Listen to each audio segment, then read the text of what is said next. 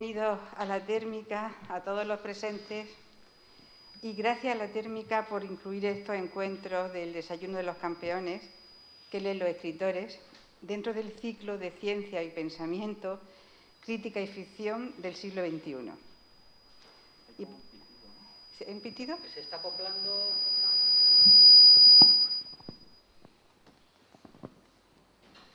Empezamos bien, Ricky. Y para hacer posible la térmica, que podamos seguir realizando actos culturales. Y muchas gracias a todo el equipo, José, Alicia, todos los que estáis detrás de todo esto, que esté tan perfectamente organizado. Bueno, el Desayuno de los Campeones es una frase publicitaria que se utilizó en una conocida marca de cereales. Quizá el teléfono. No sé, es para... Aquí lo pondré. En el bolso. ¿Mejor? Será. Bueno, es una conocida marca de cereales que se utilizó en Estados Unidos como publicidad. Utilizaban unos jugadores de béisbol y salían con esas fotos. Y Carl Vonnegut lo utilizó como título de una de sus novelas, El Desayuno de los Campeones, que también es una película. Y con... ¿Perdón? ¿Qué? Vale, gracias. Se acopla. Disculpad. Y he tomado este título porque realmente las lecturas son lo que creo que alimentan a los escritores. Es un alimento para los escritores. Hoy comenzamos este primer ciclo en que siempre habrá dos parejas y yo moderaré y hablarán de sus lecturas, sus fobias, sus filias, sus costumbres, sus hábitos, sus escritores y sus libros preferidos, la influencia que han tenido en sus vidas ciertas lecturas y los libros que han leído y los que les gustaría leer, los que quedan por leer, que también es un listado importante. Hoy comenzamos con ellos y el día 19 de noviembre vendrán Luis Mateo Díez y Mercedes Monmani también dentro de este ciclo. Muy bien, Antonio Soler, escritor malagueño, autor de 13 novelas, entre ellas Lore de la Frontera, Las bailarinas muertas, El sueño del caimán, Apóstol y asesino, premio Primavera, premio Herralde, 2 veces premio nacional de la crítica y el premio de Andalucía y de la crítica de Andalucía. Con El camino de los ingleses obtuvo el premio Nadal.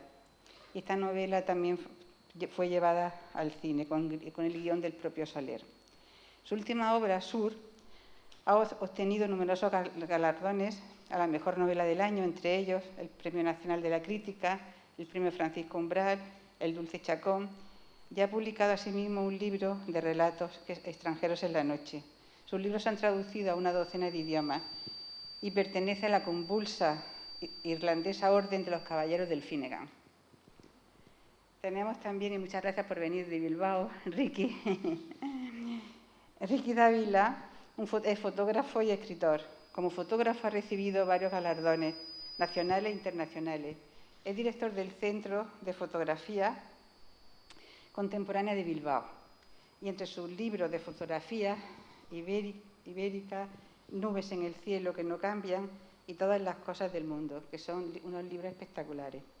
En su vertiente de escritor, recientemente ha publicado Tractus lógicos Photographicus o la fotografía explicada a los atunes. La verdad que tengo que empezar a hacer algún título sencillo, porque vaya ristra. Este es su libro. Se trata de una investigación general sobre la realidad que toma el pretexto de la fotografía para reflexionar sobre cómo nos relacionamos con el mundo y sobre qué esperamos de él, qué medita sobre lo que vivimos, cómo medita sobre lo que vivimos, cómo miramos, cómo pensamos, cómo imaginamos y cómo soñamos. Es así.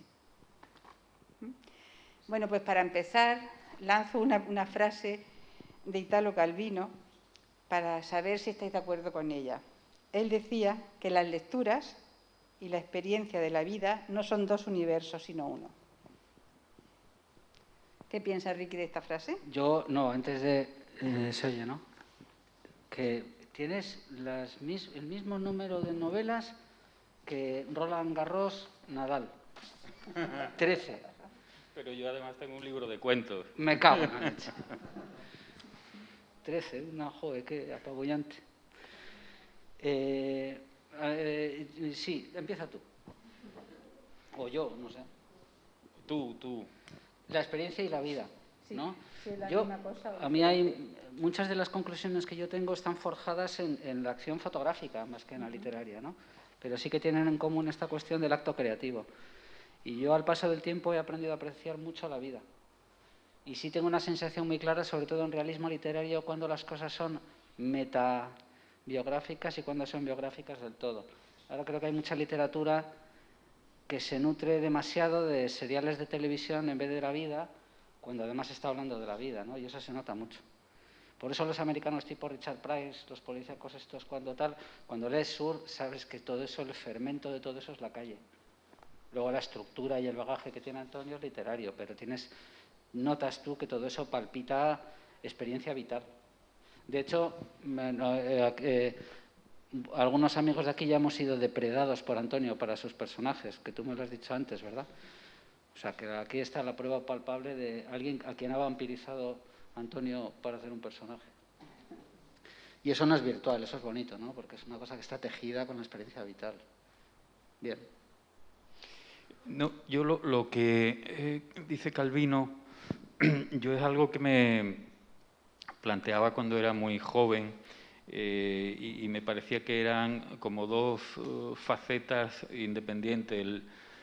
El mundo de la lectura y también de la escritura, en cierto modo, y la vida, que parecía que o leías o vivías, pero que eran dos caminos casi paralelos. Con el tiempo me di cuenta que efectivamente Calvino tiene toda la razón, forman parte de lo mismo y leer es una forma de vivir, es una forma de respirar y de estar con los otros y de conocer a los otros. No es una actitud pasiva.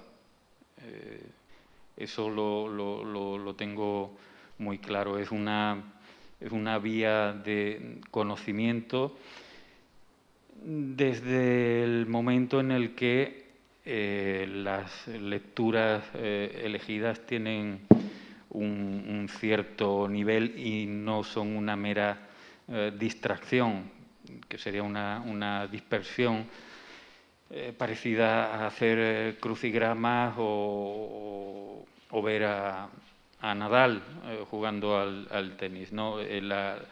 La lectura de un determinado nivel forma parte de la vida porque estás dando un paso hacia la intimidad de muchas personas y me explico.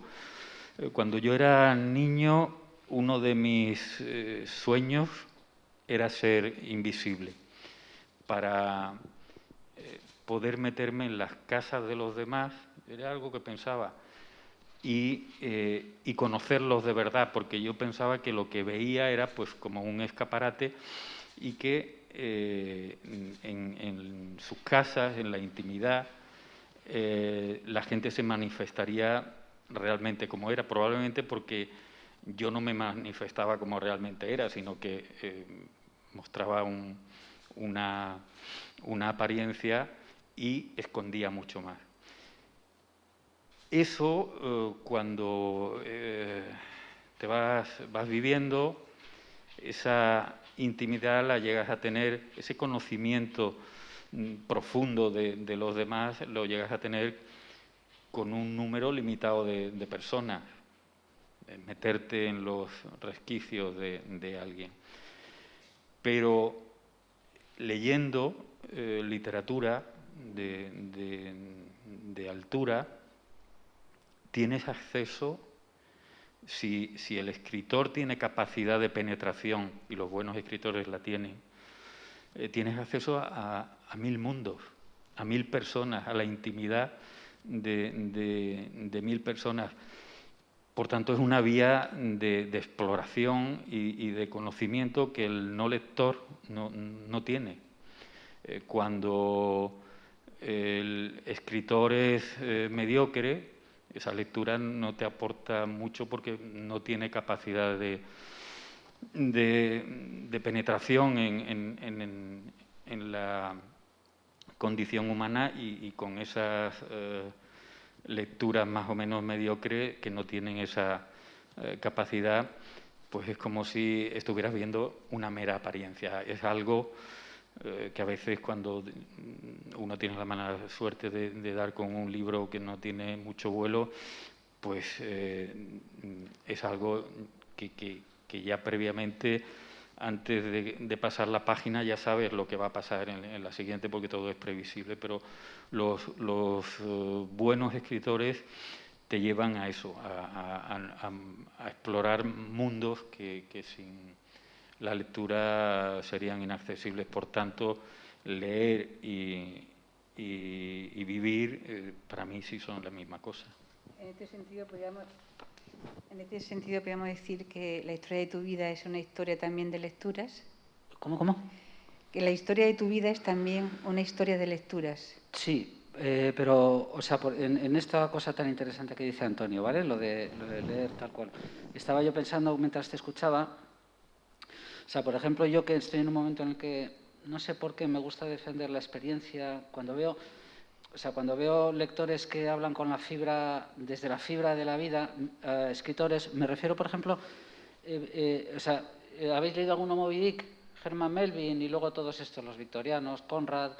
Esta gente cazaba ballenas y luego escribía, que es una gozada porque ves tú todo el tal, ¿no? Pero yo no me refiero a la épica de la vida cotidiana, me refiero igual a Pessoa o a Kafka. Quiero decir que es gente que vive con una enorme intensidad su experiencia cotidiana, ¿no? Y desde ese disloque con la realidad o lo que fuera, alimentan un poco su tal. Lo digo un poco porque no era una defensa de la épica en la experiencia, sino de la experiencia misma, ¿no? Y luego, claramente, es que yo no creo que exista escritor que no sea un magnífico soñador de las escrituras de los demás. Y en ese sentido es indisociable. Que me pasa mucho en fotografía cuando das clase, que te das cuenta que hay una carencia enorme porque la gente está mucho más pendiente de su acción fotográfica, de su condición de espectador. Y yo eso lo noto. Es impensable en literatura dar un taller literario donde la gente no tenga sus referentes, ¿no? Y en ese sentido, pues va una cosa con la otra. ¿Y cuáles han sido las lecturas primeras que recuerdas de tu vida como lector? Me da vergüenza. Paso palabra. No, no, a ver, vergüenza no, por Dios, pero yo iba a decir los 5 y los Hollister, pero es los 7 secretos en realidad. Los 7 secretos ya me pilló la adolescencia. Era Alfred Hitchcock presenta y era como una versión un poquito más adolescente de los 5, que yo creo que es franja infantil, ¿no? Los 5 es más infantil y los 7 secretos era más adolescente ya. Bueno, yo esos son... Ah, no. Y tengo una cosa que el otro día pensaba. A mí me gusta mucho leer el diccionario de símbolos de Cirlot, que es una locura, sí, en gramas de estos hechos. Cirlot era un personaje maravilloso, catalán y tal, afecto al régimen, pero bueno, y me di cuenta de que tengo instalado en el inconsciente un libro en el que mi madre me educó muy niño, y ahí sí que estoy yendo a la fuente. Me di cuenta el otro día que era un diccionario inglés de Dr. Seuss. Dr. Seuss es un dibujante muy loco americano, una institución en Estados Unidos, del que ya hay traducciones aquí, pero es el que está en el origen del Grinch. Y todas estas películas que hacen ahora de gente, hay un Scrooge, bueno, Dr. Seuss, es muy famoso, es un ilustrador. Y es una persona además muy, muy disparatada, como Vonnegut. Y había un diccionario para niños, con la A, la B, la tal, y esa es mi primera lectura, el diccionario de Dr. Seuss. Ajá. Coño, no sabía que tenía una primera lectura. Yo creo que he ido a mis orillas. He tenido aquí un proceso de inversión. Sí, sí.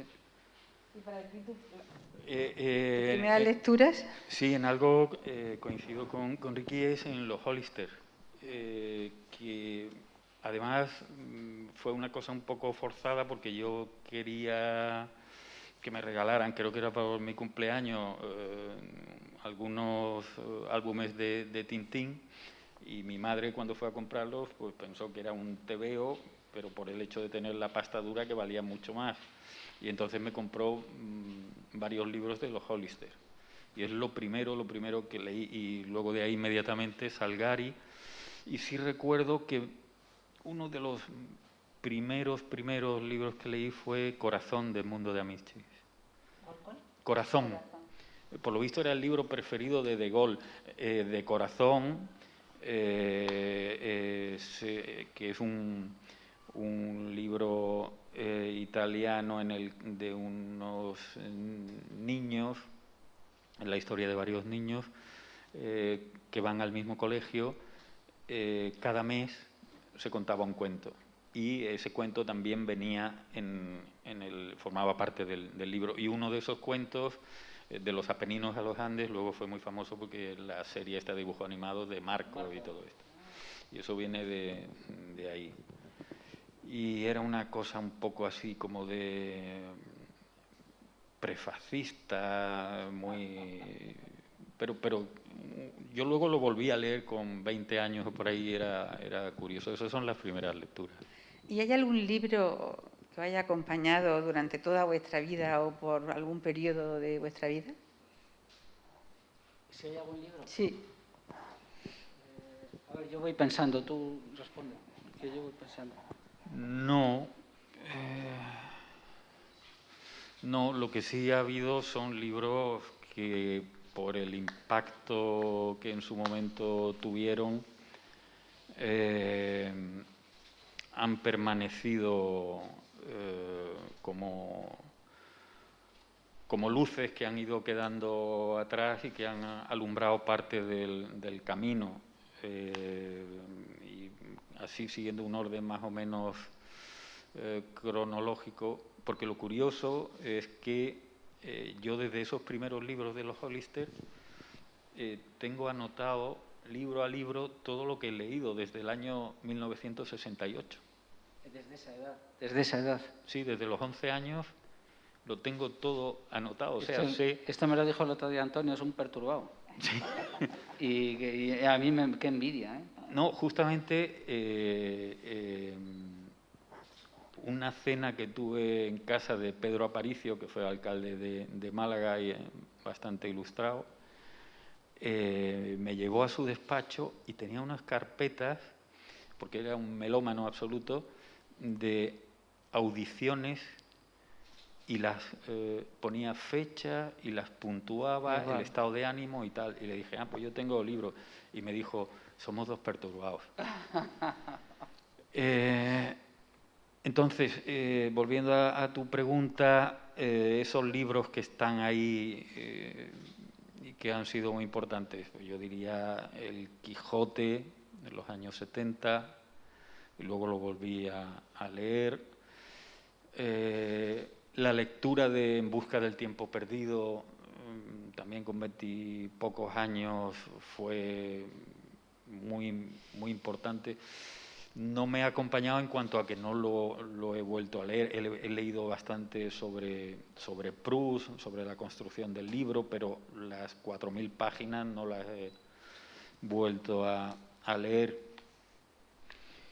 Y Ulises, de Joyce, también recuerdo, pero hay más que un libro. Yo hablaría también de autores. La primera vez que leí a Juan Carlos Onetti, o la primera vez que leí a Faulkner. Y claro, yo no sé si a ti te pasa, Ricky, todo esto que estoy diciendo son lecturas de juventud, de antes de los 30 años. Esas lecturas a mí me han marcado mucho más que las que he tenido a partir de los 40 años. Es como si tuvieras la piel más sensible y todo va dejando una huella más profunda. Tiempo después he leído libros que, si los hubiera leído en mi juventud, habrían formado parte de ese canon, pero como ya tenía la piel más dura, me dejaron menos huellas, aunque técnicamente me impresionaron mucho más. Por ejemplo, uno de los libros que a mí más me ha interesado es Berlín Alexanderplatz. Y un libro que por suerte no leí de muy joven, porque creo que me habría llevado como escritor a otro mundo creativo, y probablemente me habría arruinado, porque es un libro irrepetible, es un libro poco conocido que normalmente yo no recomiendo porque es un libro muy especial, pero para mí uno de los libros primordiales de mi historia como lector, que es Perú. Perú es una novela de Gordon Lish. Gordon Lish fue el editor de Raymond Carver, el que editó los cuentos de Raymond Carver y les dio la verdadera forma definitiva que tienen los cuentos de Carver, es Gordon Lish. Y que vivieron ese conflicto en el que le atribuían a Gordon buena parte del valor literario de Carver. Claro, y de hecho luego se publicaron los cuentos de Carver previos a la edición de Lish y una vez que habían pasado por la mano de Gordon Lish. Yo he leído lo que se ha publicado en España de él, que creo que son tres novelas, porque él escribió relativamente poco. Y los otros 2 libros de él que he leído son interesantes, pero ninguno como Perú. En Perú lo fundamental, es un libro obsesivo, es el modo en el que se dicen las cosas. Y una y otra vez te va diciendo la misma cosa, pero siempre con un matiz diferente. De modo que ahí sí que hay una verdadera espiral que te va absorbiendo, te va llevando y te va literalmente, a mí, embrujando. Entiendo que a muchas otras personas no les pueda ocurrir, pero a 2 o 3 buenos amigos, buenos lectores, también quedaron completamente magnetizados por Perú. Qué bueno.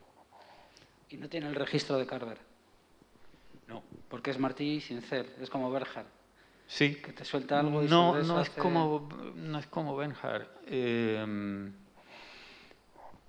Te cuenta, te dice el día aquel en el que el chofer negro estaba limpiando el coche, el niño que estaba jugando conmigo en una especie de parque infantil, yo lo miré al negro que limpiaba el coche, y cuando le di con, no me acuerdo qué utensilio era, pero digamos, cuando le di con la pala en la cabeza, el niño me miró, yo miré al negro, y te va dando vueltas a cómo él, siendo un niño muy pequeño, mata a otro niño.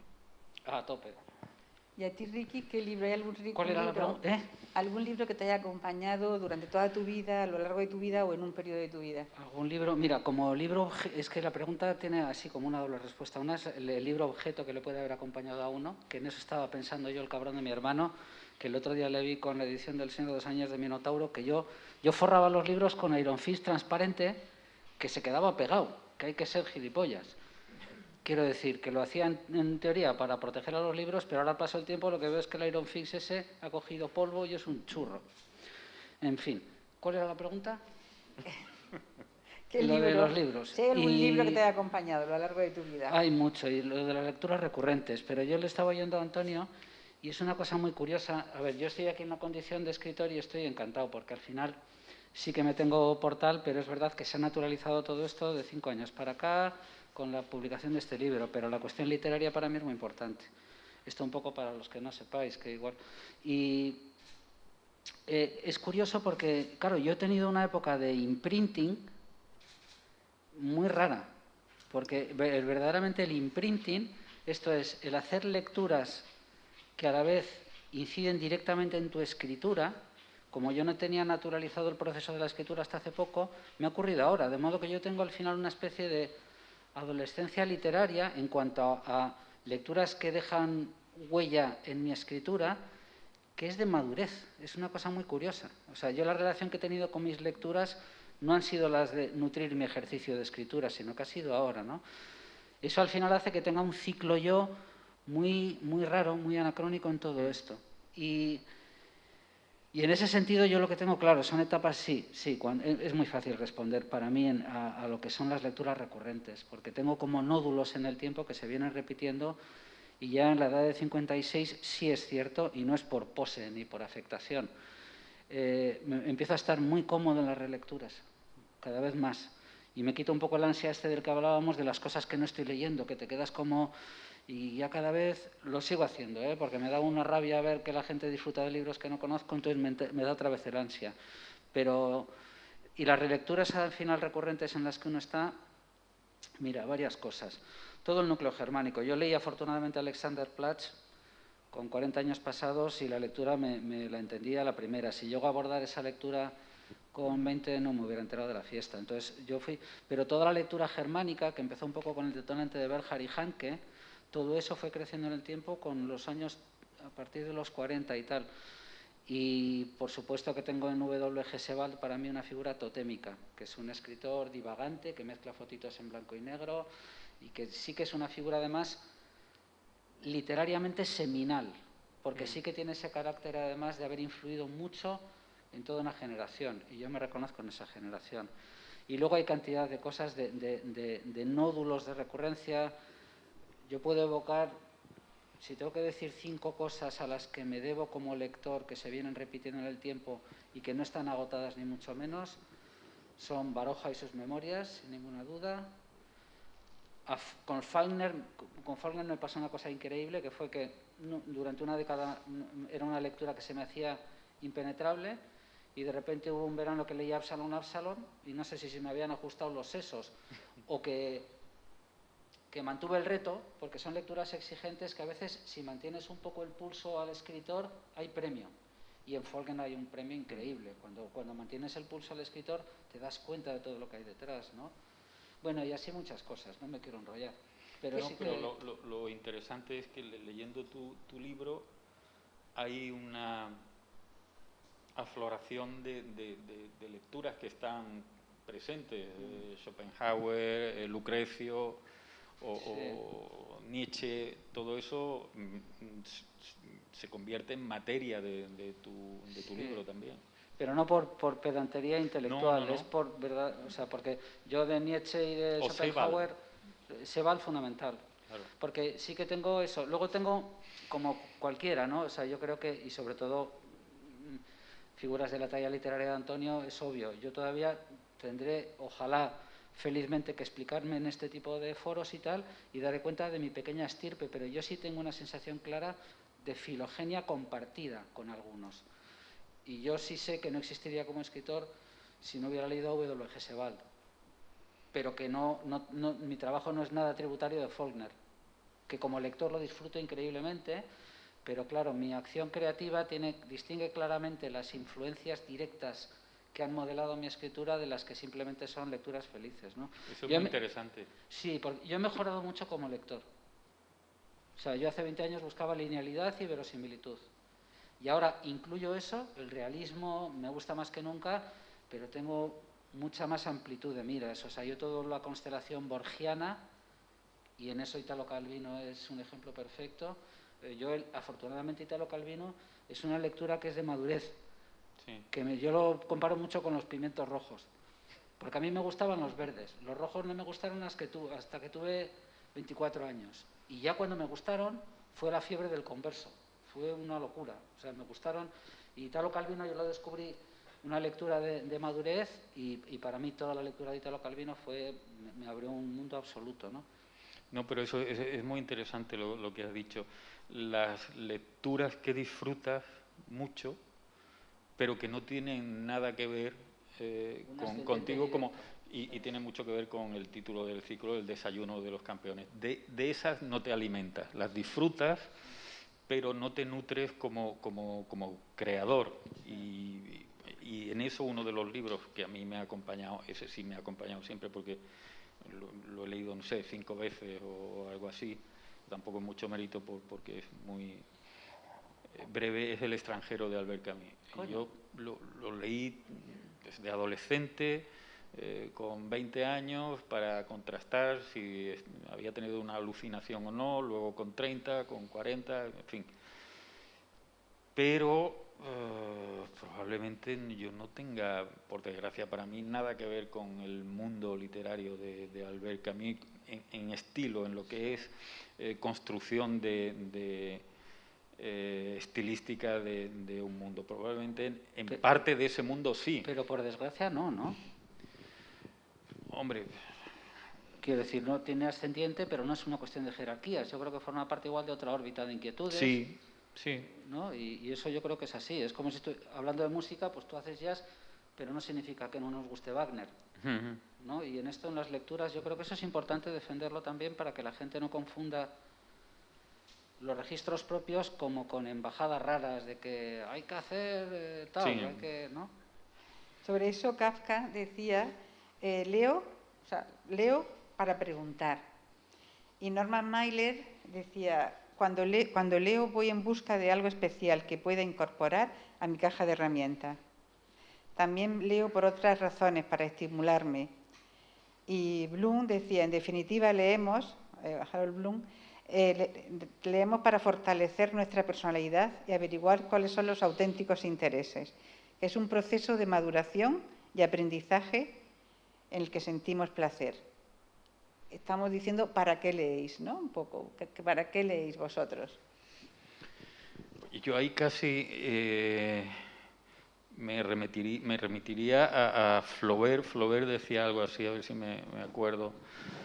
No hay que leer como los niños para divertirse, no hay que leer como los ambiciosos para aprender, hay que leer para vivir. Y tiene que ver con lo que decía al principio.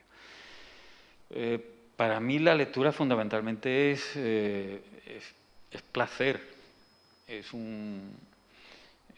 una especie de droga que yo necesito para estar bien. Yo no sé, en los últimos 50 años ha habido muy pocos días, pero muy pocos, probablemente no pasen de 10, en los que yo no haya leído algo de literatura, 2 páginas, lo que sea. Es placer. Y como decía antes, puede que al principio, cuando eras niño y leíamos aquellos libros, pues te servían de distracción, de curiosidad, pero luego es una forma de seguir indagando y de seguir conectado con el mundo. No en el sentido que lo decía Mailer como caja de herramientas, aunque también, porque esa lectura virginal que se tiene con 15 años desaparece, y desde luego desaparece cuando cruzas la barrera y entras en el otro lado.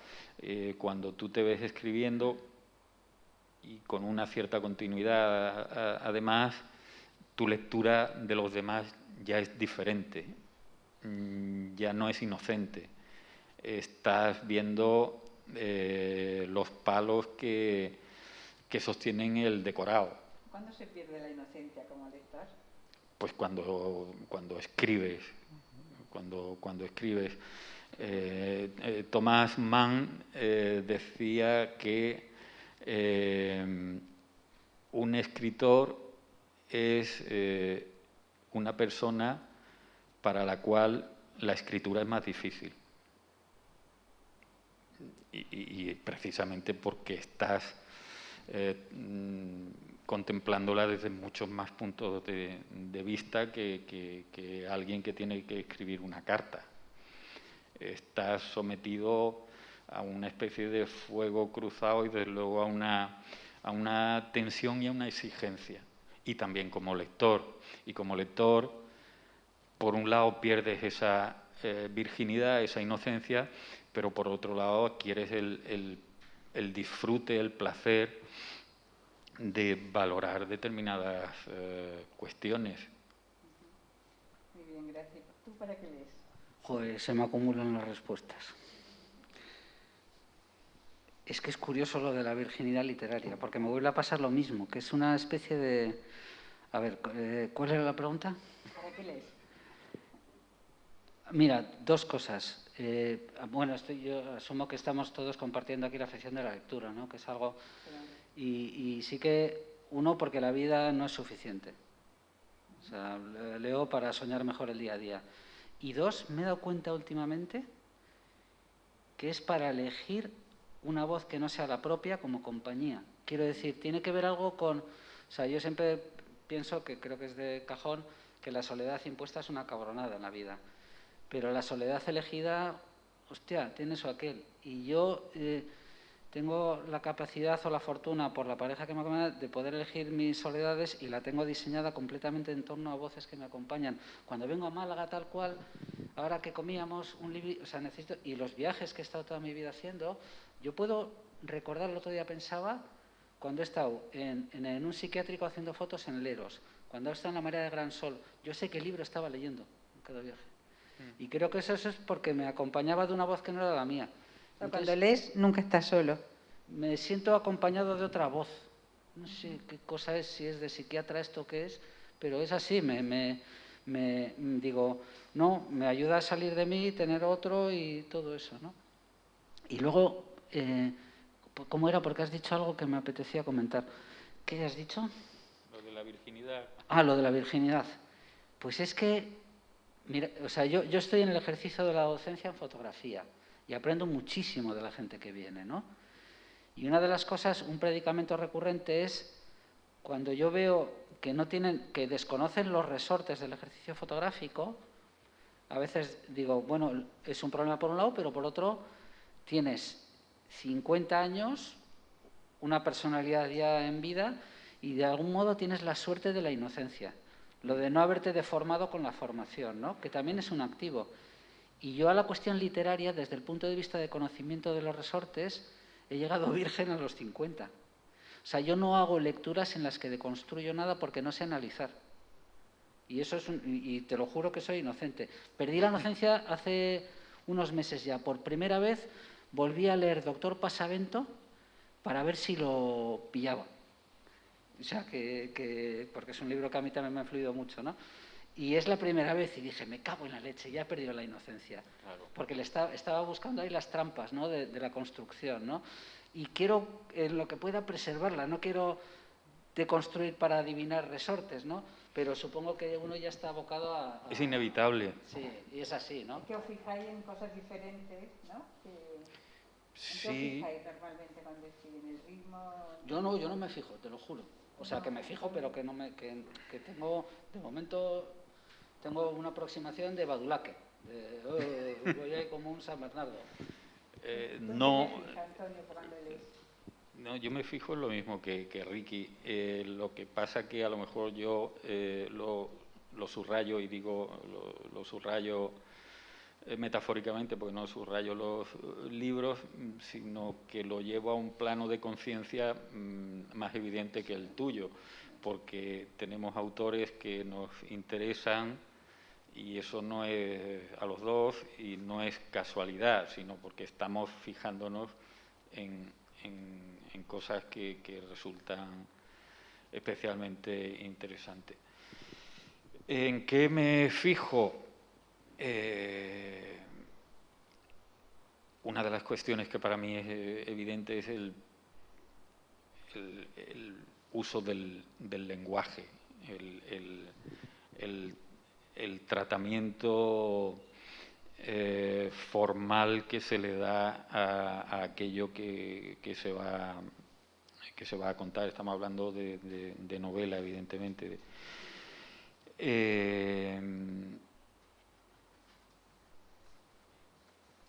Lo que cuenta un libro en sí, antes estaba hablando de Perú, pero también podría aplicarse a Joyce o a Proust o a Faulkner.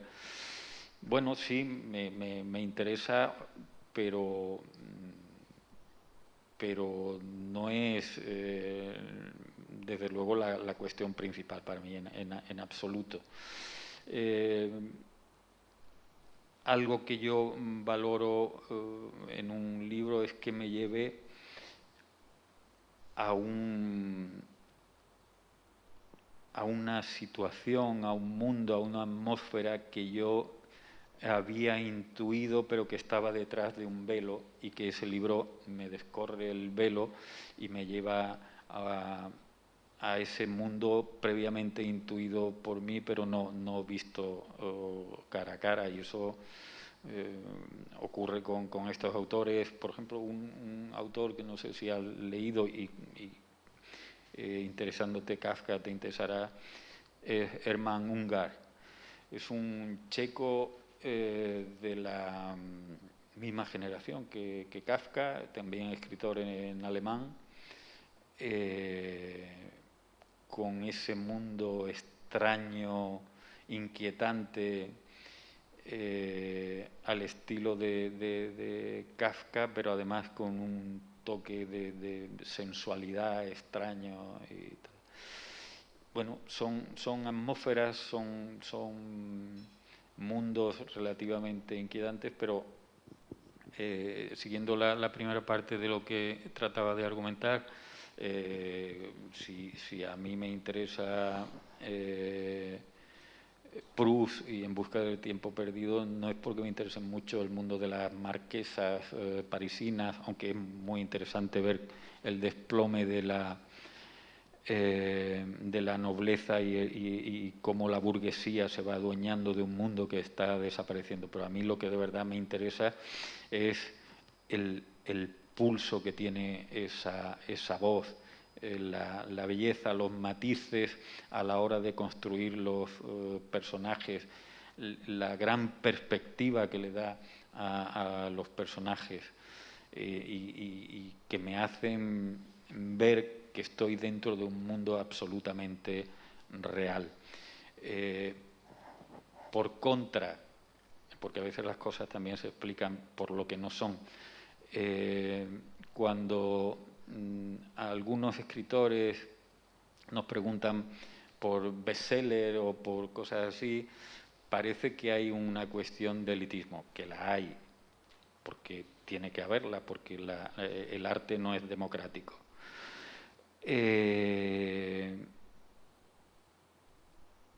Yo, la verdad, es que a veces que he leído algún bestseller por curiosidad, lo que se apodera de mí es un enorme aburrimiento. Esto que parece que a algunas personas le distraen mucho, a mí me aburre. Yo puedo estar mucho más distraído leyendo una página impenetrable de Ulises, de Joyce, porque estoy como embobado, hipnotizado, tratando de ver lo que hay detrás de eso.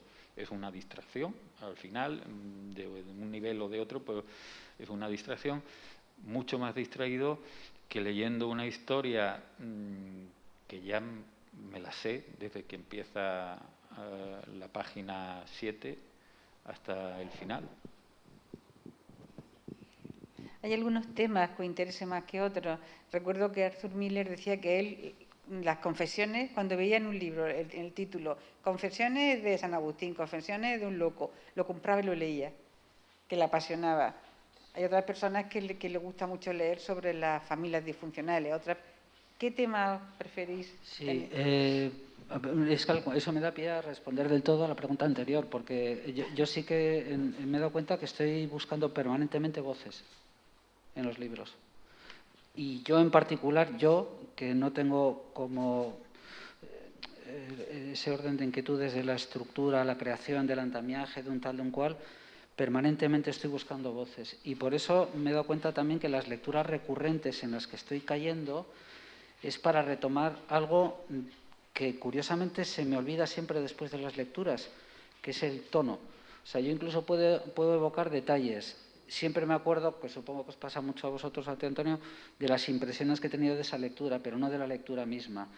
Y la propia voz, que puede ser algo que a mí me conmueve todo el rato, pues los microgramas de Robert Barser o Filippo Aret, lecturas así o el propio Baroja. Entonces, vuelves por el timbre. Yo vuelvo, incluso son lecturas ahora que son fragmentarias y que lo hago de un modo rápido, pues para oírle, lo de las voces, y entonces, y ya ese es el soniquete ese, como el que tú decías de Perú, que se te queda ahí un timbre, ¿no?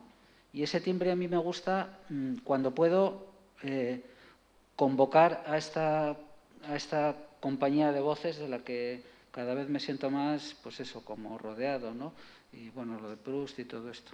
Aunque Proust es tan singular que sí es curioso, que sí que es una voz que cuando ya la lees es tan Proust, tan subordinada, tal de cual, que a Proust uno no vuelve, porque la voz de algún modo ya la dices, joder, está ahí, no tal. Pero luego todos estos, y los alemanes sobre todo, dices, no, voy a volver para... Y te lo reencuentras ahí y ya entras un poco en su música, en cómo acuna él con la prosa tal, y te dejas envolver y es así. Pero lo curioso de lo que dices, lo curioso para mí, es que esté Baroja en medio de todo eso. Porque... a tope. A sí, mí me pasa algo, yo tengo un problema... que no tiene nada que ver. Claro, no tiene nada que ver, pero por otro lado, además las memorias de Baroja tienen un segundo volumen que es la voluntad y el estilo. Y precisamente, es que a mí siempre me ha gustado, siempre he sentido un profundo respeto por la gente contenida en el estilo. Y él es el ejemplo de la adustez absoluta, ¿no? Pero por otro lado, tiene un profundo sentido del ritmo en la prosa. Y es, lo que pasa que es un ritmo que es muy... yo no sé cómo decirlo. Cuando Kurt Vonnegut, el escritor del que da pie y tal, hay cuestiones que son de pura cadencia y que no tienen nada que ver. Y yo eso lo leo mucho a Elmore Leonard, que es un escritor de policíacas, un septuagenario, ya octogenario y tal, de quien Martin Amis era muy buen embajador. Y Martin Amis hablaba muy bien de él y de Kurt Vonnegut.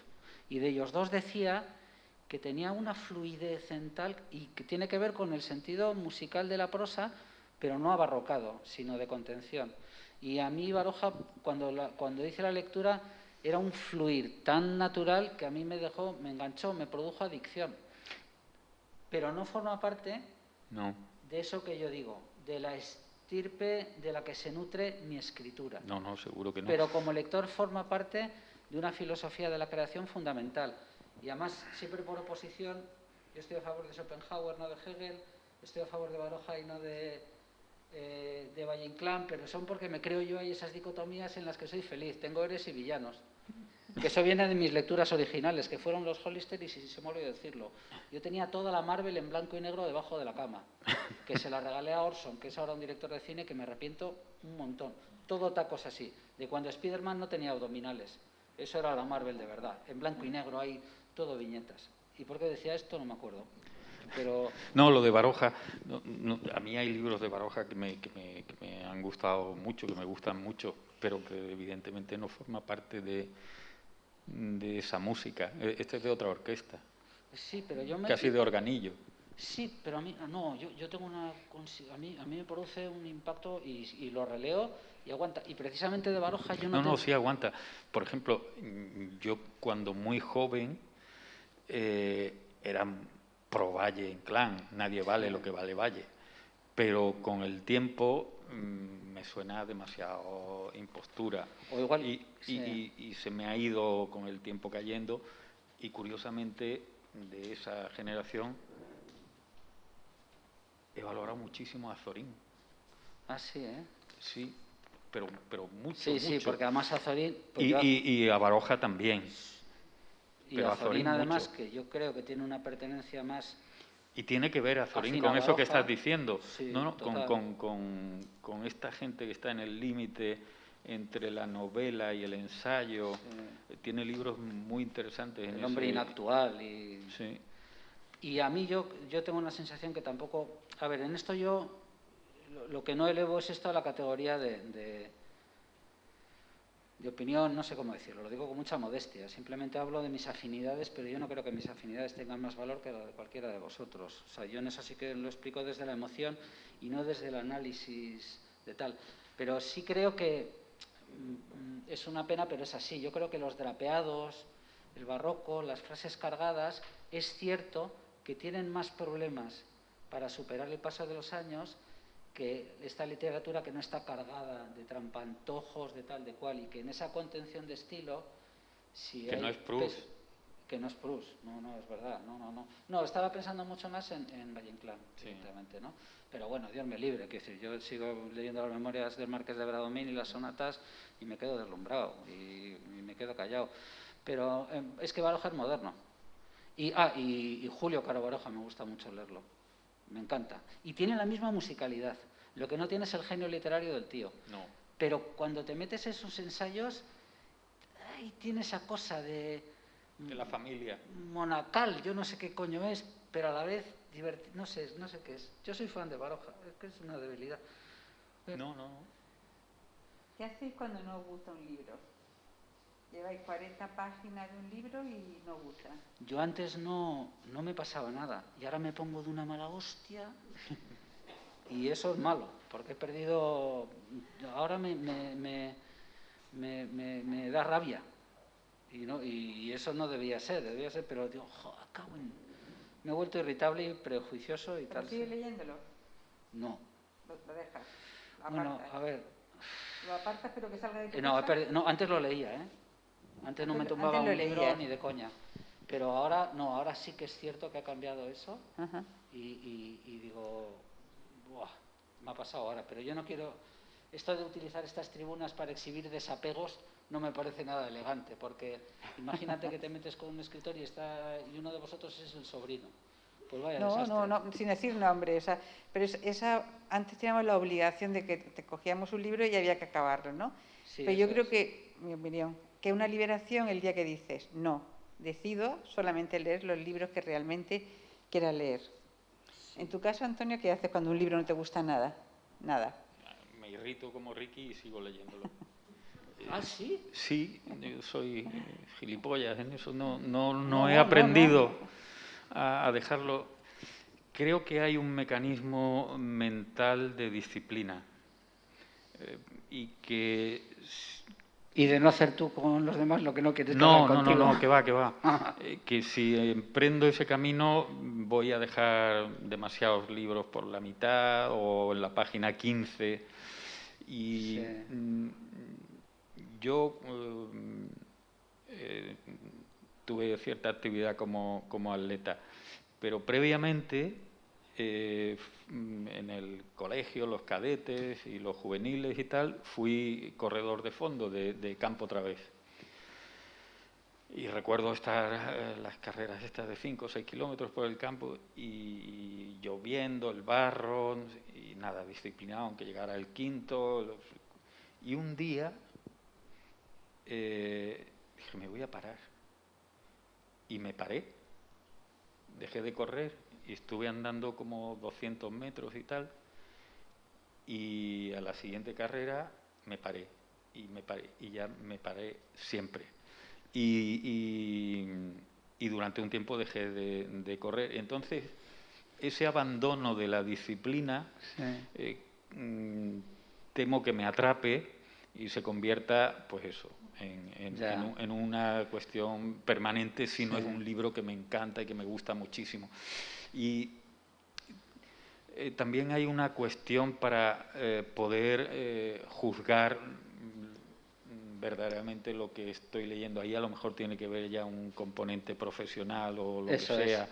No hace mucho estaba leyendo un libro de 600 páginas de un peruano al que conozco y tal, y me estaba irritando por partes, a pesar de que la prosa era buena y tal, lo que estaba contando no me interesaba nada, pero era un libro en cierta forma fragmentario, y por la página 400 o así entra de pronto en un mundo que me interesó mucho y me gustó. Unas 100 páginas del libro me interesaron bastante, o 150 páginas. Si no hubiera llegado ahí, el juicio mío sobre ya no solo ese libro, sino sobre ese autor sería distinto del que tengo. Sí, no es normal que ocurra eso. Pero ya digo, es una cuestión de disciplina que para mí también tiene que ver con el hecho de escribir. El hecho de escribir para mí tiene mucho de carrera de fondo y de disciplina y de ponerme a hacerlo todos los días, me guste o no, esté lloviendo o haga sol, tenga que venir aquí o no, yo lo hago. Y si un día dejo de hacerlo, pues me puede pasar, porque me conozco, como cuando corría, es decir, pues hoy tampoco tengo ganas y mañana tampoco, y mi vida sería bastante distinta a la que es. Entonces, sea por eso o sea por lo que sea, o por, como decía antes, porque soy gilipollas, pues lo leo hasta el final, me guste o no. Me gustaría, de curiosidad, por vuestras bibliotecas. ¿Cómo son? ¿Cómo ordenáis los libros en vuestras bibliotecas? ¿En tu caso? Pues mira, hubo un momento, ahora que lo dices, muy significativo, es que pues lo que pasa muchas veces cuando acumulamos libros, hubo que elegir entre la familia, los libros, y hubo un momento ahí en el que todos los libros de fotografía los llevamos a la escuela, porque eran muchísimos, encima son volúmenes de fotografía, y eso fue para empezar a dar espacio a los libros de literatura, porque ya había un problema de convivencia con todo, ¿no? Ahora se ha vuelto a producir un caos total, porque ya en casa no hay un momento en que ya no sé qué hacer con todo. Y no tenemos espacio suficiente. A ver, Marta defiende que los libros tienen que estar todo el rato, pero yo llego a un momento total, que la biblioteca ahora está fragmentada en tres. Los libros de foto están en la escuela. Sobre ellos he perdido ya una relación emocional, ¿vale? Porque lo que sí me pasa en casa es que los libros de casa de lectura, que es verdaderamente lo que a mí me emociona, los libros de fotografía han cumplido una etapa, pero yo no me reconozco ya bien, los celebro, forman parte de tal, pero los libros en casa vas ahí viendo los cantos y vas soñando lo que pone dentro y evocas lecturas. Y esos libros, hace 4 años, en una segunda sección que está por ahí y tal, es el caos absoluto, porque no hay espacio ahora para poder dar un poquito de orden y tal, ¿no? Entonces, yo lo estoy viviendo como un impasse. Entonces, esto se tiene que naturalizar y hasta que eso no ocurra voy a estar como inquieto todo el rato, porque tenemos toda la parte de abajo, los germanos, tal, todo bien, pero arriba eso yo no sé cómo darle orden, porque me faltan paredes. ¿Pero los tienes ordenados por nacionalidades? Los tengo ordenados por filogenias literarias. Están los germanos, ingleses y americanos juntos, luego los italianos, o sea, en este orden. Aquí están Schopenhauer, Sebald, tal cual, y Goethe y no sé qué. Y luego de aquí a la izquierda, aquí van los italianos, abajo los noruegos, que no sé qué coño son. ¿Quién es un noruego? No me acuerdo. Hamsun. Hamsun, pues Hamsun lo tengo abajo, efectivamente, la trilogía del Pano. Bueno, luego yendo para la izquierda, luego están los victorianos y los viajeros, Kipling, tal cual, hay Henry James, que nunca sé dónde se iba, donde los ingleses o los americanos, tal cual. Yendo más para allá... Una persona de imagen visual, ¿eh? Estáis viendo que es visual absolutamente. absolutamente. Sí, Barnes, los ingleses y luego todos los norteamericanos que ocupan un montón. Que, por cierto, porque Marta también es lectora, los norteamericanos como lector, cuando hablamos, María del Mar, mucho de lo que te gusta a ti, ¿se me oye? Sí. Uy, perdón. ¿Sí? Uy, me acabo de dar cuenta que llevo hablando toda la... ¿Qué va? ¿No? Hablamos de la literatura americana, que hay una gran pasión. Y cuando, por ejemplo, no es... Sí, pero yo, por ejemplo, claramente tengo un charquillo del que me nutro, que son los germanos desde hace mucho más tiempo y que desde hace 15 años para mí tienen una relación directa, no sé por qué. Por mi condición de europeo no sé qué es, hay algo. Y todo eso que supuso un tiempo tan amplio, tan importante, tal cual, que ocupa la parte más extensa de la biblioteca, yo no tengo una relación emocional como la que tengo con los germanos, por decir algo, y todo eso, no la tengo. Entonces, tengo una sensación de etapa consumada, que también me he dado cuenta que son ciclos, y de repente se despierta otra vez la lectura de algo y tal, y vuelvo y lo retomo, pero enseguida... a los ingleses les he perdido el rastro definitivamente. Hago algún intento con Barnes, con Anya McQueen, tal cual, pero ya no estoy en esa... No sé qué es. Y tiene que ver un poco con esto que me conmueve mucho de Mittel Europa, del paso del tiempo, la memoria, la convulsión, toda esta estética de las guerras, y no lo digo desde un punto de vista historicista, lo digo desde un punto de vista más casi de estética en el sentido más profundo de la palabra. Es lo que me cautiva. Y arriba hay un caos total. Arriba ya están los 3 últimos años, que eso es un galimatías, que tiene que ver con este proceso en el que estoy ahora de que no acabo lecturas, que porque estamos vía satélite. Si no, si os decía 2 libros que no he podido acabar. Un momento, como estoy sin móvil, no tengo hora. ¿Me avisáis a la hora para dar paso? ¿Qué hora es? Para dar paso después a las preguntas que queréis hacer, que dé tiempo a avisarme para 20 minutos Llevamos de una preguntas. Una hora. Tú quieres preguntar, ¿no? No, que estás con la mano ahí. Está cómodamente situada. Mira qué rápido la ha bajado. Entonces, para seguir, la he escondido debajo de... Que nos dé tiempo más, ¿nos explicas tú cómo tenés organizada tu biblioteca brevemente? Sí, bueno, no. Yo tengo por géneros, tengo historia, ensayo, poesía en algunos en distintas habitaciones, y la mayor parte, que es ficción, la tengo ordenada por países, y dentro de los países, en un orden cronológico, pues el poema del Mío Cid, Siglo de Oro, Galdós, Generación del 98 y así. Es la biblioteca de un psico-killer. Sí. O sea, tú menos mal que escribes, porque si no comerías niños. Sí. Se dice, leí sobre... Pero todavía peor, para que vean que son como niños y niñas. Dentro de cada autor, los libros están ordenados por orden cronológico también. Sí. Entonces, y luego, pues nada, el siguiente país y todo así. Pero es una biblioteca emocional, son libros con los que tú estás relacionado, son tus lecturas. Sí, y para mí tiene una cierta coherencia. Me llevé un consejo la primera vez que fui a la librería, una de las librerías que más me gustan, que es Laie en Barcelona, y los tienen ordenados también así, por países. Sí. No lo tienen luego ya cronológicamente, pero ahí está claro, los holandeses, los no sé cuántos. Su modelo es de jardín francés y el tuyo de jardín inglés. Estuve leyendo sobre la organización de las librerías y exactamente eso. Bueno, lo mío es un poco, en honor a los fotógrafos, es un poco Nagasaki. Pero bien. Sí, no, pero tiene mucho más sentido que Dostoyevsky esté al lado de Tolstoy y Chekhov, que no Dostoyevsky al lado de Dos Pasos. Sí, yo tengo ahí esa sensación de tal, ¿no? Y luego también hay una cosa que no he dicho, y es que pasa que suena muy al lugar común, pero es que es verdad. Es que de un modo impremeditado, de muchos años a esta parte, leo mucho más ensayo que ficción, lo que quiera que eso sea, porque yo ya tengo un chocho, pero lo tengo claro. Yo veo la biblioteca ahora, toda la parte esa de arriba y tal, y hay muchísimo de digresiones, de ensayo con voz propia, me gusta mucho eso. Y eso noto que va poblando como una especie de época ya clara de tal, ¿no?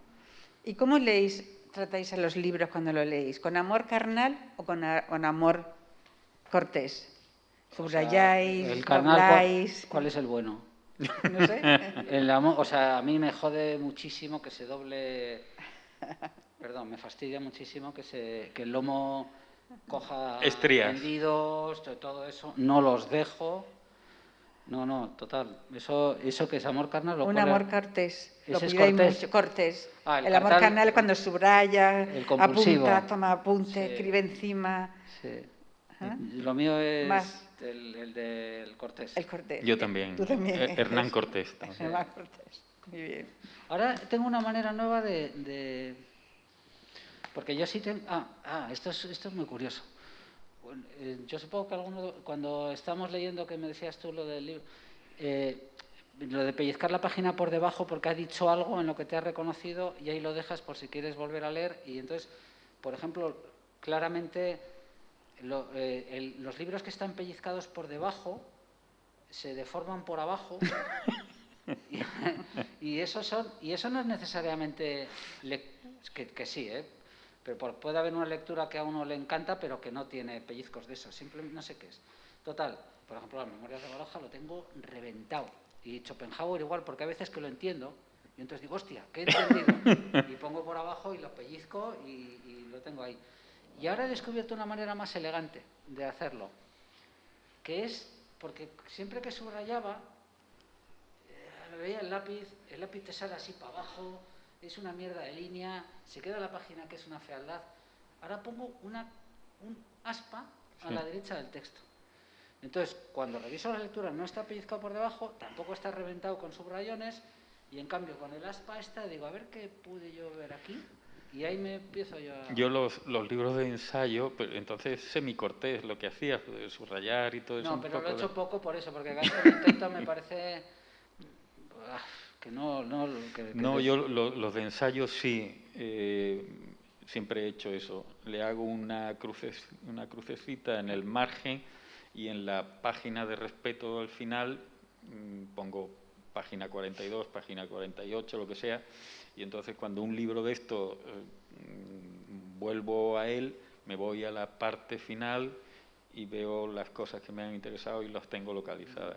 Bueno, ahora antes de entrar, quiero hacer unas preguntas rápidas al final, pero me gustaría, como resumen de todo esto, es que hagáis vuestro árbol genealógico de los escritores que han influido más como personas y como en vuestra vida y como escritores. Joder, buena preguntita.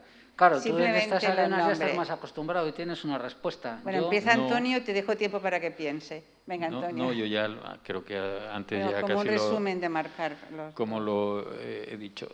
Bueno, pongo algunos de los vitales y se me quedarán otros. Cervantes, Proust, Joyce, Kafka, Shakespeare, que creo que no lo había dicho, no lo había mencionado, Alfred Doblin, Faulkner, Juan Carlos Onetti,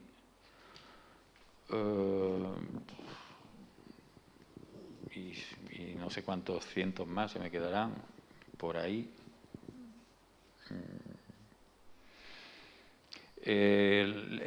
Todo el primer Vargas Llosa también me interesó mucho. Juan Rulfo, en su momento. Para mí la lectura de Rulfo también fue muy importante. Lo leía a Rulfo, por lástima, tan poco volumen, muy joven.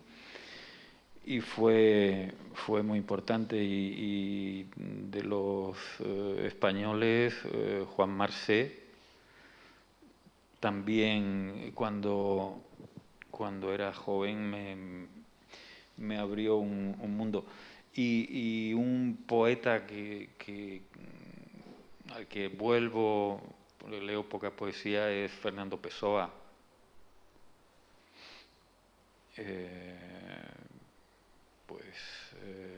Y tiene que haber más por ahí. Hay un árbol, pero Virginia Woolf, por ejemplo, Virginia Woolf para mí es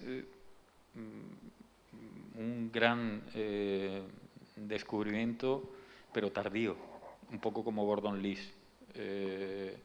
No, es una escritora maravillosa que no leí de joven, pero la he leído un poco lo que hablábamos antes, cuando ya esa ingenuidad primera estaba perdida, y sí, ha sido técnicamente y literariamente de una altura superior.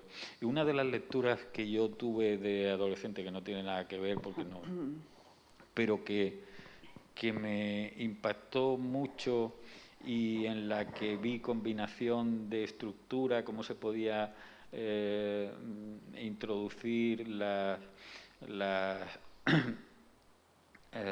correspondencia y tal, fue Drácula de Bram Stoker.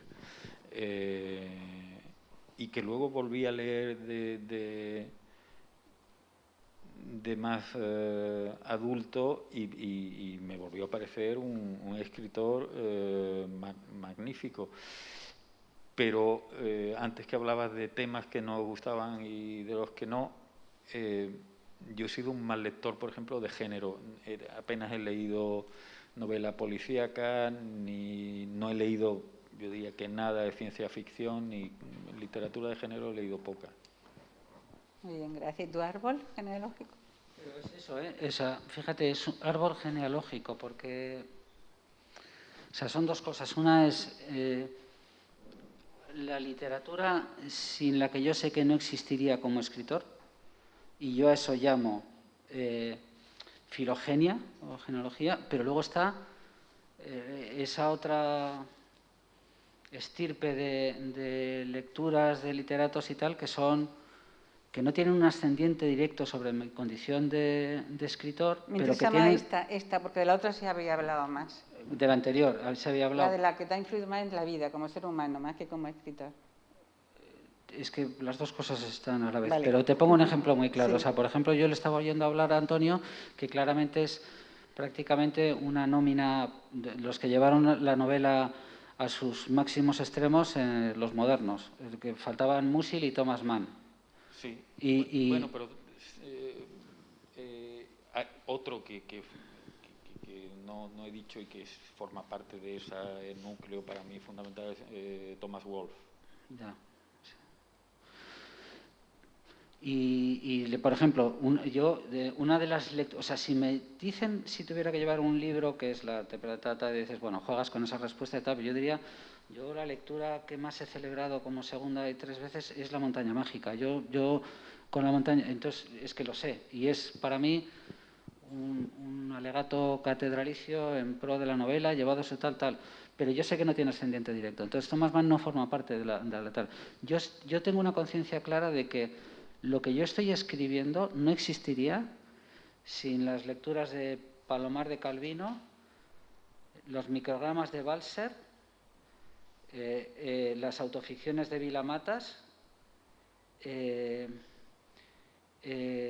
W.G. Sebald, por supuesto, y Philip Joaré, que son dos escritores que al final lo que hacen es literatura y meten fotitos en blanco y negro. Que la gente se equivoca porque piensa que eso es simplemente para ilustrar literatura, y en el fondo es porque yo utilizo así también la fotografía juegas a hacer ficción con pequeños fósiles que son como factuales, y eso alimenta todavía más el sortilegio, porque de repente pones ahí una fotillo y dices, coño, es verdad, está la foto. Pues Sebald es el maestro en hacer ficción con esa estrategia, ¿no? Y hay 2 o 3 más. Tengo una sensación muy clara. Sé que no existiría como pequeño escritor que soy sin Antonio. Con Antonio tengo una relación muy, para mí, absolutamente luminosa, que tiene que ver, es la misma relación que tengo con Alberto García Alix en fotografía. Es una sensación de absoluta fraternidad y de haber tenido la suerte de que en mi vida se haya cruzado alguien de un calibre literario mayúsculo que me ha ayudado a saber quién soy yo. La relación con Antonio, que es muy bonito, esto nace en Málaga, porque un encargo que tuvimos, no me acuerdo qué proyecto era un proyecto colectivo. Yo tengo el recuerdo de Antonio de ir con una Moleskine transcribiendo la realidad en un cuaderno a una velocidad y con una capacidad literaria superior al pensamiento. Esa capacidad de transcripción literaria de la vida a mí me dejó tumbado. Y de modo sostenido, y yo creciendo como lector y tal, he asistido a eso, ¿no? Entonces, y con Alberto me pasa lo mismo. Es una sensación. Yo he sido testigo directo, porque lo tengo en la familia, de lo que es un fotógrafo como la copa de un pino. Y a mí la influencia que tengo en Alberto no es formal, pero es existencial y vital y creativa. Y me ha ayudado mucho a ser quien soy, como ocurre con la figura de Antonio. Yo sé que no sería quien soy si no hubiera tenido la suerte de que se me cruzaran en vida. Es así, ¿eh? Y tenía aquí unas preguntas rápidas como un juego, ¿no? Siguiendo el cuestionario de... ¿Dónde suele leer más a menudo? Sí. Yo en la cama. ¿Sí? No puedo leer sin apoyar la nuca. ¿Os pasa? Mi padre sí, yo le veo. Yo creo que tengo un defecto, un vicio. Y es que si no apoyo la nuca me mareo. Y creo que es porque soy un acomodado, no sé qué es. ¿Qué miras antes de elegir un libro? Cuando vas a una librería, ¿qué es lo primero que miras?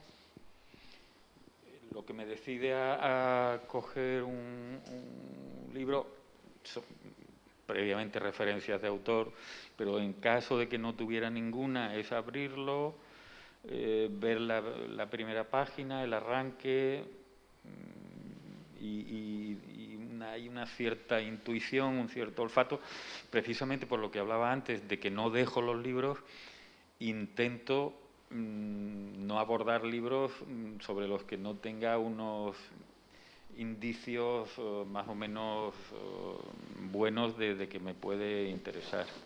Entonces hago una especie de catas. Yo recuerdo que muy joven leía las contraportadas y todo eso. No, leo una línea de lo que pone allí y tal. Pues mira, por ejemplo, hablando de como lector de Perder inocencias, todavía sigo cayendo, pero ya cada vez más, cada vez menos, el tema este de las... ¿Cómo se dicen? Las vitolas con sí, las grandes frases. La faja. Como me he comido cada truño, que era la nueva era de la novela contemporánea y tal. ¿Qué va a decir el editor? Ya cada vez que veo eso me pongo de mala hostia. Pero bueno, y tal.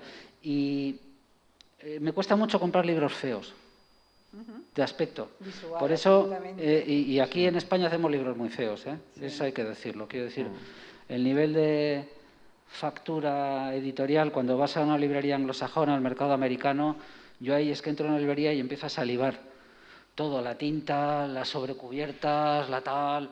no sé, tienen más árboles, entonces no andan ahí contemporizando con tal, ¿no? Y me da rabia. La elegancia de los franceses también. Y bueno, ya los franceses es tal, ¿no? Entonces, claro, eso a mí también, pero bueno, luego ya como conocemos mucho las editoriales aquí, yo también tengo... Pero, por ejemplo, Dios me perdone por lo que voy a decir, pero yo que soy un fan de... O sea, soy un candidato natural a leer acantilado, pues me cuesta mucho, porque los veo todos negros, con el nombre ahí, y no distingo uno de otro, y eso me cuesta un montón. Entonces digo, y luego... No, pero lo que dice también, algo que a mí me lleva a acercarme a un libro es la editorial también, claro. El olor... Confianza en la editorial. Yo meto, y esto me di cuenta que lo he heredado de mi padre, tengo que olerlo. Tengo que abrirle, meter el hocico en el medio y que huela bien, a tinta o a tal. Eso es muy importante. ¿Con qué héroe de ficción te quedas? Voy a preguntar también con qué heroína. ¿Con qué cuál? Héroe, un héroe de ficción, una heroína de ficción. Yo tengo respuesta para eso. Venga, por favor, empiezo yo. Sí, Venga, sí. tú, por favor. Urbain. Os habéis quedado todos lelos. Sí. Stefan Hertmann, Guerra y Trementina. Es la lectura más cautivadora que he hecho en los últimos 5 años, con diferencia. Es una pasada. Y es la evocación a través de las memorias de un abuelo, del escritor, un abuelo que pasa las 2 guerras, sobre todo la primera, y tiene esa atmósfera de melancolía que tiene Stoner, el de John Williams, pero solo que en Europa. Y es muy sebaldiano también, porque es el paso del tiempo, y tiene una melancolía instalada maravillosa, que es que este personaje, al final, pues tiene una vida interior que el nieto descubre a través de las memorias, y esa vida interior son los anhelos incumplidos con la guerra, cómo casó con una hermana que no era la que estaba enamorado, pero todo con una... Este es estirpe Sebald.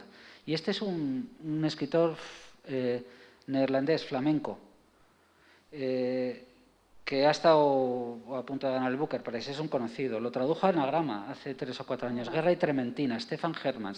Claro, no hay tantos escritores que tengan una descendencia tan directa y tan declarada de Sebald como este, ¿no? Mi desilusión fue que intentando... Y bueno, Urbain, el abuelo, es este personaje maravilloso que a mí se me quedó como porque es una maravilla. Hay un momentazo.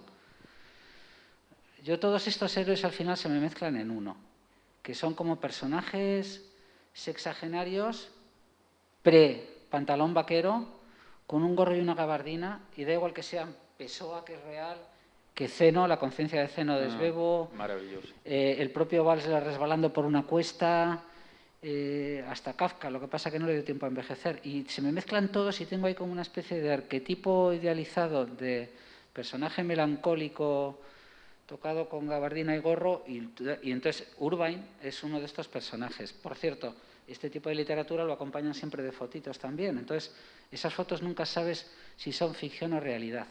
Y ese tránsito entre la ficción y la no ficción, valiéndose de fotos, de la que se vale el maestro, está en este escritor también. Ajá.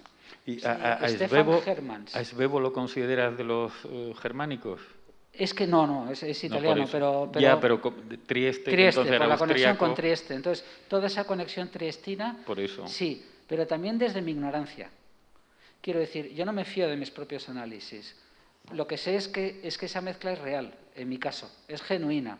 Otra cosa es que sea fundamentada, pero que yo ahí tengo el propio Palomar que os decía de Calvino, es así. Bueno, pues son todo eso, como personajes que todavía iban con el tuxedo, la corbata, antes de los vaqueros, que es una literatura que es como preamericana, no sé cómo decirlo, ¿no? ¿Y tú? Pues a mí eso...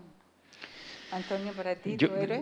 como ¿Un no héroe? tengo yo un héroe así, yo iría a un héroe colectivo. Y ahora que hemos abordado Italia, que antes se me había quedado, pues, para mí un novelista también de los indispensables, Pasolini, y durante un tiempo también fue Svevo. Yo iría a todo ese universo de personajes absolutamente maravillosos y humildes de Alberto Moravia en los cuentos romanos. A mí me parece, de los libros de relatos que yo he leído, es uno de los 2, 3 que más me han gustado. Y todos los personajes pertenecen a una misma clase social de supervivientes, irónicos, malos, pero sin llegar a ser crueles. Esa Roma y esos personajes, me quedo con ese personaje colectivo de los cuentos romanos de Moravia. ¿En qué novela gustaría vivir durante algún tiempo? Yo sí lo tengo claro, En busca del tiempo perdido. Hombre, claro, París de principios del siglo XX, sí, claro. Yo no tengo respuesta, no, voy a tardar un minuto en pensar, qué pobrecillos que ya estáis también, que A ver, tendré vamos a ganas de pasar a las preguntar. preguntas, sí. Y Bueno, ese no. bueno. No se me ocurre. ¿Alguien quiere hacer alguna pregunta? Venga, hacer una, por lo menos, para que esto tenga fuste. Una pregunta. Sí. Andando me ha dicho, por ejemplo, el tema de si te gusta un libro o no. Y yo es que lo tenía en la cabeza y has dicho, dice, hay escritores que me gusta su forma de escribir, pero no me gusta el contenido. Pero eso es importante. ¿Qué prioridad le das a una u otra cosa? ¿A la forma literaria o al Sí, fundamentalmente.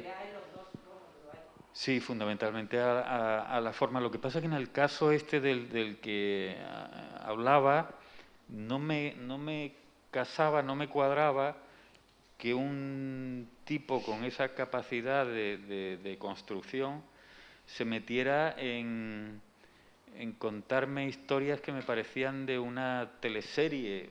Y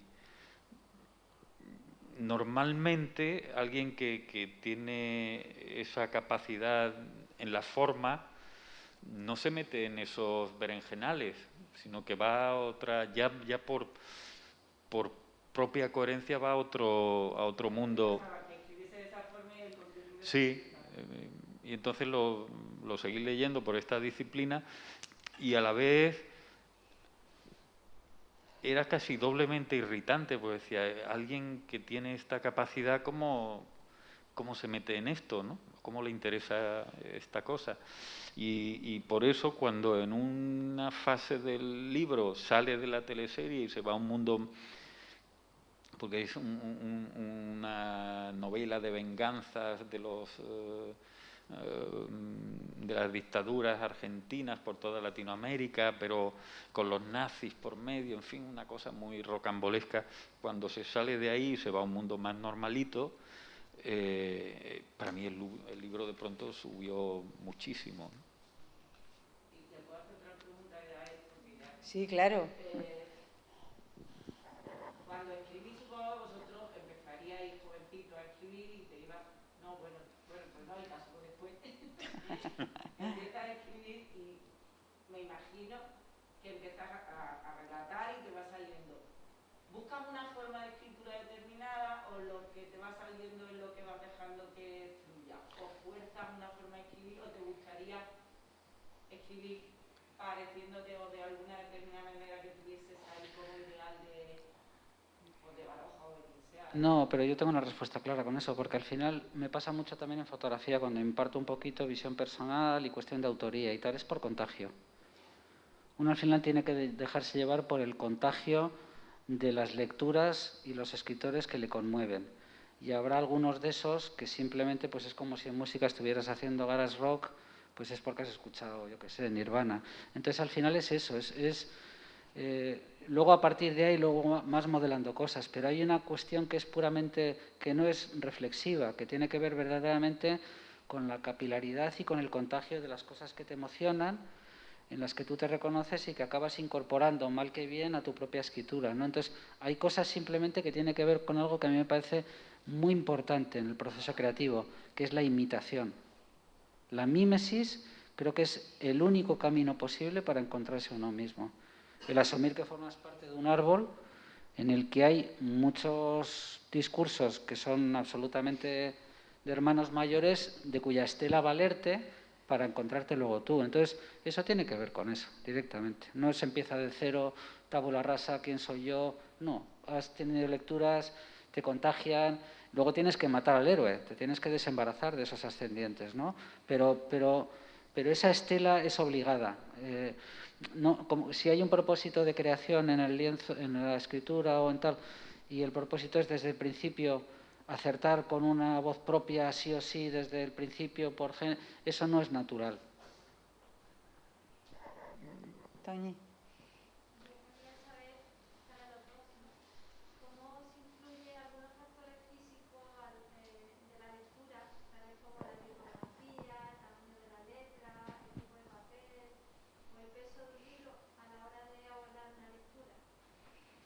Total. Por ejemplo, yo antes, que ahora como ya tengo presbicia, no veo una leche. Y antes me daba igual, pero ahora yo estoy agradecidísimo al Alfaguara por el tamaño de la tipografía y el interlineado. Libros altos, papel volumen, las letras bien. Eso, claro, es una aproximación igual muy senil, ¿no? Porque con 20 años igual estás con fotobolsillos de estos que te metes aquí, con Penguin, en inglés, así, papel amarillo que se va tal. Yo no tengo capacidad para leer eso ahora. Papel pulpa con tipografía así pequeñita. No, sí, yo igual. Para mí es importante el libro como objeto. A mí no me gustan los libros electrónicos y parece que cuando dices eso, y sobre todo cuando lo decías hace 5 años, parecía que eras un nostálgico, un romántico y que estabas completamente desfasado, porque hace 8 o 10 años los propios editores nos decían vamos a vivir una etapa de convivencia, pero hacia 2020 todo será electrónico. Estaban equivocados. Y a mí no es que, no sé si es por nostalgia o romanticismo, lo que sea, pero es que le doy valor al libro como objeto y el libro electrónico me daría la sensación de que siempre estoy leyendo el mismo libro. Y lo otro, pues cambias la tipografía, cambias el olor, cambias la portada y hay una cierta renovación. Y el valor estético para mí sí es importante, y desde luego esos libros que leíamos, yo recuerdo los Bruguera Libro Amigo, que por otro lado me descubrieron autores maravillosos y que conservo todavía algunos, pero claro, los cojo y digo yo, esto es imposible. Y de hecho, no hace mucho que volví a leer Berlín Alexanderplatz, me compré otro, porque ya el que tenía me dio pena tirarlo. Eso en Bruguera Libro Amigo te sale un dinosaurio ahí de las páginas. Qué gracioso. Claro, me dio pena tirarlo, pero compré otro para leerlo. Yo esos no los, fíjate, tengo todavía, yo sí que tuve un momentazo también por mi madre, que me ha alimentado mucho de lecturas, la época Ross MacDonald, Dashiell Hammett y Raymond Chandler, todo eso es Bruguera libro amigo, que era una época mía de policía americana. Y eso los tengo todavía y me da un coraje. Y John le Carré, yo Bruguera libro amigo también. Alejo Carpentier, Y Alejo Carpentier, 125 pesetas. Sí. Y esos están ahora, sí. ¿Alguna pregunta más? Oye, gracias por haber venido. No, Hemos no estado saludáis, poquitos entre familia y tal, pero con... No te despidas, que aún queda una cosa. Tenéis que Ah. hacer las recomendaciones.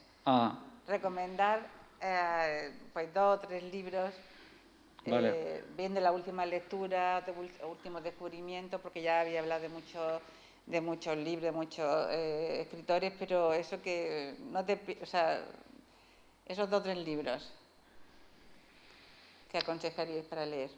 Yo creo que el libro que más he recomendado siempre ha sido Trenes rigurosamente vigilados, de Boumil Raval,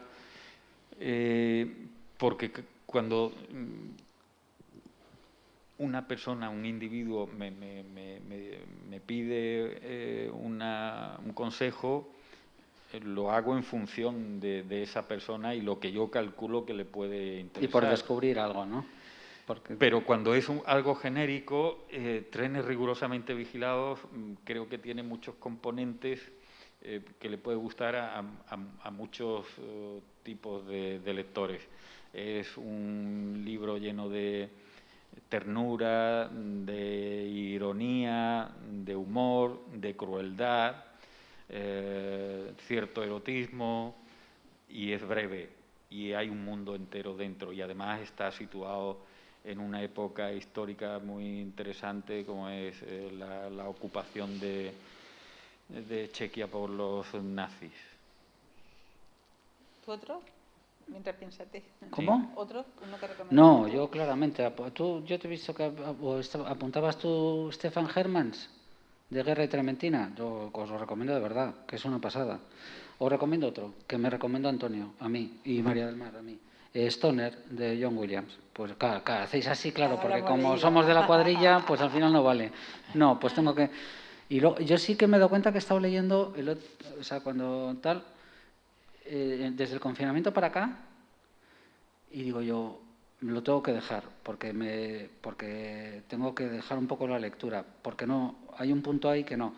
Y tiene que ver, estoy leyendo solo los lógicos, o sea, todas las lecturas han sido el Tristan Shandy de Laurence Stern, que además he podido con ella y ya sí que estoy dentro de la lectura. Hubo un par de intentos que no y ahora estoy completamente enamorado del Tristan Shandy. Bat de Samuel Beckett, que es un personaje también con una digresión antilógica increíble. Lewis Carroll, en la segunda parte, que son las relecturas con Humpty Dumpty, pero que también ocurre que es eso, igual que el Paraguas de la Rectoría de Lewis Carroll. Y luego tengo otros 3 más que venía yo pensando, y son todo ejercicios de escritura contra la lógica de la escritura y que a mí me permiten ensanchar mucho el horizonte del acto creativo en lo que tiene de acto de libertad personal. Y me he dado cuenta que ese desacato a la lógica de la palabra a mí me cautiva porque es una especie de declaración inteligente de libertad. No sé si me entendéis un poco lo que digo, porque digo yo, ¿por qué estoy leyendo a todos estos aturdidos? Si verdaderamente, por un motivo u otro, son gente que está en ese tal, ¿no? Y creo que es por eso, porque me estoy nutriendo ahora mismo de un tipo de literatura que tiene que ver con el poner un poco en cuestión el fundamento de la lógica que hay detrás del verbo. ¿Algún otro recomendarías, Antonio? Pero no lo recomiendo. Ni de coña. Bueno, Alicia sí, que es una maravilla. Pues sí, no sé, antes de que se me quedó Thomas Wolfe, acaban de publicar Páginas de Espuma los relatos completos, pero también en Periférica hay algunos de esos relatos que son casi novelas cortas publicados, y hay uno breve que es Una puerta que nunca encontré. Me parece absolutamente pasmosa la forma de escribir. Y si no, una de las novelas voluminosas de él, de Thomas Wolfe, y pues yo qué sé, La conciencia de Zeno, por ejemplo, también. Thomas Wolfe al final le escribió poco, ¿no? 2 o Sí, 3 murió novelas. con 38... ¿Tú has visto la película que hay Sí, ahora? El Qué editor, bonita, ¿eh? sí. Hay una película de él y de su editor y ahí cuántas cosas explica, ¿eh? Bueno, igual son fantasías, pero ese No, conflicto... tiene mucho que ver con la realidad, sí. Y qué figura de Fitzgerald más... Bueno, creo Sí. que ya estamos fuera de hora, Se ¿no? nos ha ido la pinza. Total. Bueno, estamos aquí hablando como entre amigos y de Sí. lecturas y de literatura que podemos no tener fin. Pero muchísimas gracias por venir hoy y arriesgaros porque todo Y todo por es la complicado paciencia. en esta situación y eso es que amáis la literatura y la lectura. Y por la Y paciencia. muchísimas gracias a Ricky Dávila y Antonio Soler por haber venido aquí también a hablar de cómo son como sus preferencias como lectores, sus hábitos como lectores Muy bien. y de recomendarnos algunos libros que lo han apasionado y le apasionan actualmente. Muy bien. Gracias a ti, Muchísimas María del gracias Mar. a todos. Y gracias a vosotros por venir. Gracias. Vale.